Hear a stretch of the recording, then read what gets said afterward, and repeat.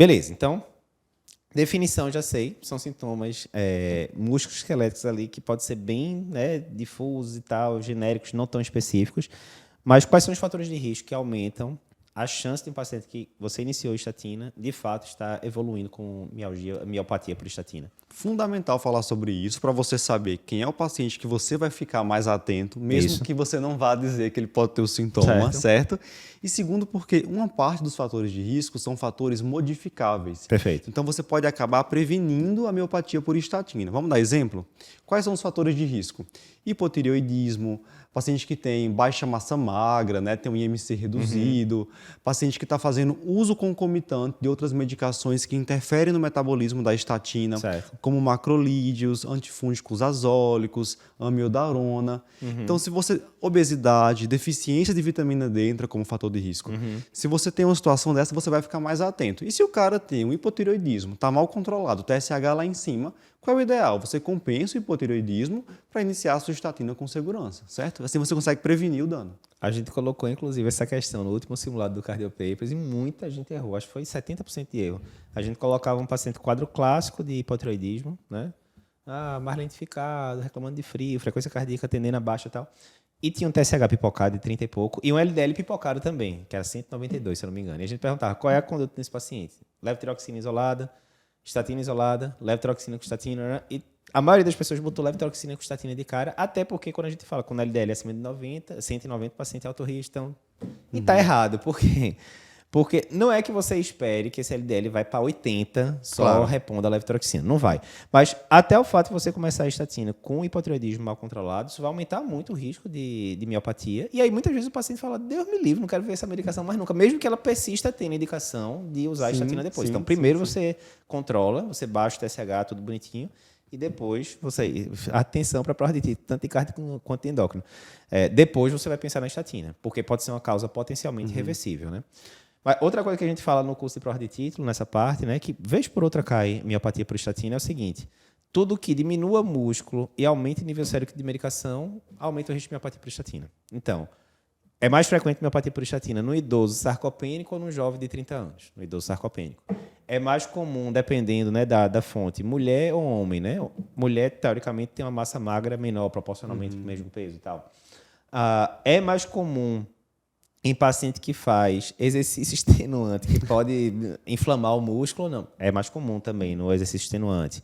O uso de outras drogas que podem causar miopatia, tipo álcool. A gente sabe que álcool pode ter algum grau de miopatia. Aumenta também.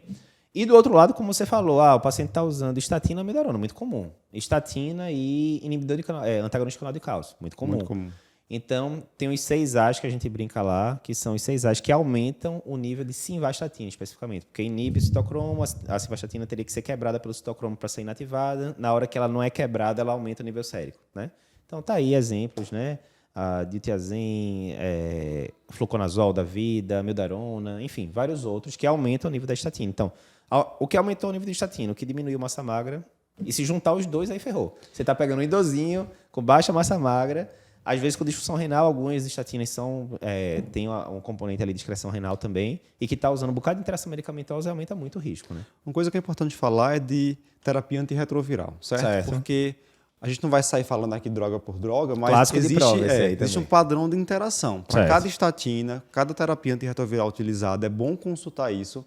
Quando a gente atende no consultório um paciente que faz uso dessas drogas, porque se você faz uma combinação errada, você aumenta o risco do paciente, de fato, evoluir com miopatia por estatina. E o clássico de prova, que definitivamente não é comum a gente feito na prática, esses anos inteiros, eu vi um paciente usando só na vida, mas é aquela combinação clássica de estatina com gemfibrosil, né, que é um tipo de fibrato. Né? Esse não pode de jeito nenhum, que aumenta bastante o risco de miopatia, bastante.